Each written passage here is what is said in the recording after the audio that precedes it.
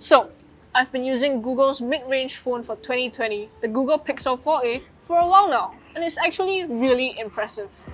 Before this came out, we actually did a comparison video of other great mid-range options, and you should definitely check those out in the cards up here. But for now, let's take a look and see if this can be our new favorite mid-range phone.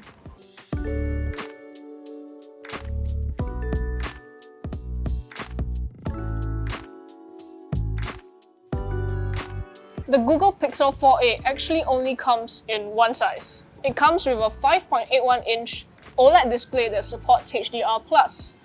Normally, I'll be a bit bummed out at the fact that I can't choose to get a bigger size, but this actually sits surprisingly well in the hand.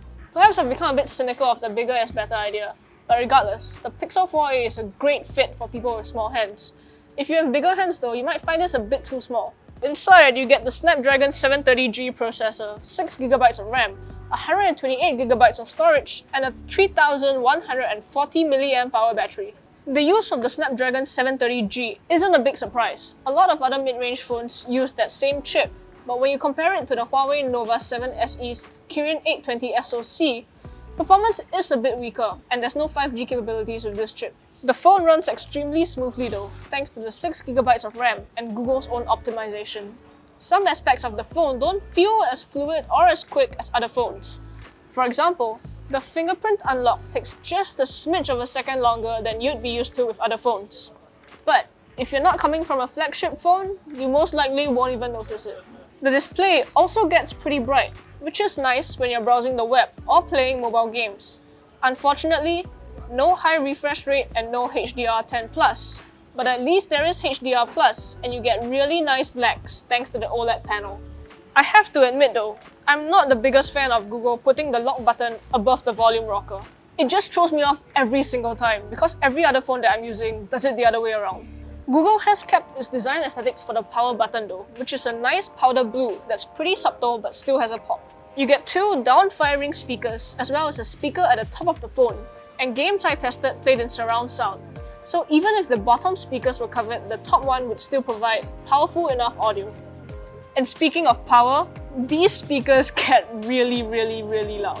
Like, I couldn't even bear to push the volume to the max because of how loud they would get. Obviously, I don't recommend listening to music through the speakers because distortion is still a problem at higher volumes, but if you're just playing games, these work fine.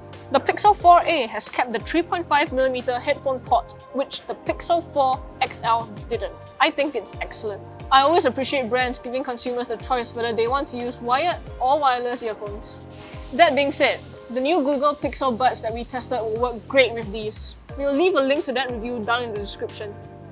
Even though the capacity isn't great, the phone supports 18W fast charging, and battery life is pretty decent thanks to the adaptive battery feature, which uses machine learning to understand the usage pattern of the phone and limits background battery usage of apps that are infrequently used. Heavy users might have to give a battery top-up to the phone in the middle of the day or start charging earlier in the evening, however. The phone really shines when it comes to photography though, even though it doesn't seem like it will. There's only a single 12-megapixel lens on the rear, and the image processing chip that was in the 4XL, the Pixel Neural Core, has been removed, which means slower processing once a photo is taken. But again, the software and the features are the strong points here. Google has updated the pet detection in portrait mode, which means it's now easier to lock on and focus on pets when you're trying to take photos of them. We tested it out, and the results are clear. Google's pet detection works amazingly, and the Pixel 4a could actually get closer to the animal and take sharper shots than other phones like the iPhone 11. The excellent night sight mode from past Pixel phones make its way back as well. And even though it takes a second or two longer to process after capturing than the Pixel 4 or the Pixel 4 XL will, it still works really well. You get an 8-megapixel front-facing camera in a punch hole at the top left, and selfies are decent. They're not as detailed as I'd like, but the overall result is pretty natural.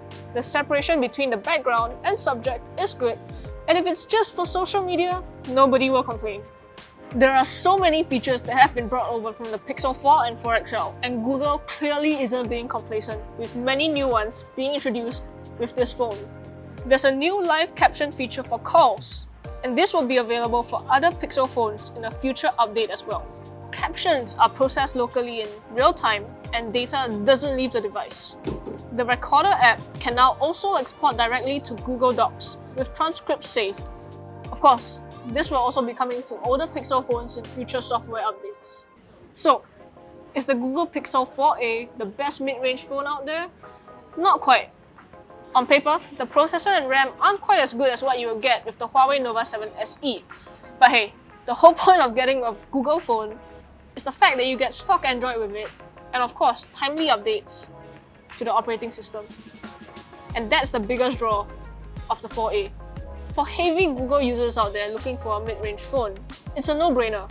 The Huawei Nova 7 SE, good as it is, doesn't have Google mobile services. So of course, this is the winner. But those are my thoughts on the Google Pixel 4a. If you guys have any comments or questions, leave them down below. Like this video, subscribe to us if you haven't, follow us on Facebook and Instagram for more content. Until the next one, see you guys.